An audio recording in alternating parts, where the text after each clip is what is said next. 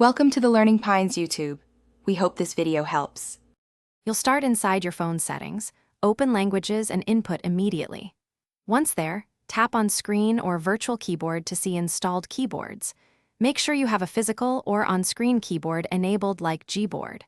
Don't waste time toggling unrelated permissions. Instead, locate Google Voice typing in the list and tap it.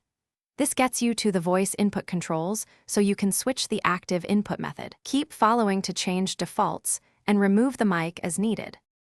Now you change the active input method so typing replaces voice.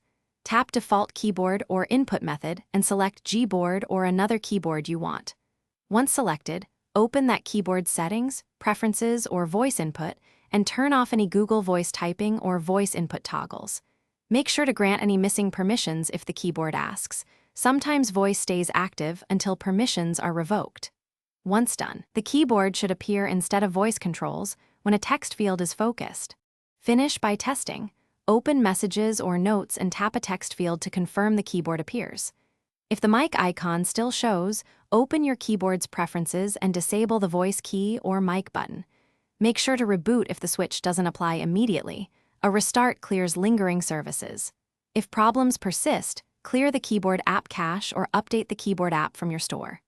Troubleshooting tip: if voice keeps returning, check accessibility and assistant voice settings for secondary voice input triggers. Thanks for watching. Consider subscribing if we helped you.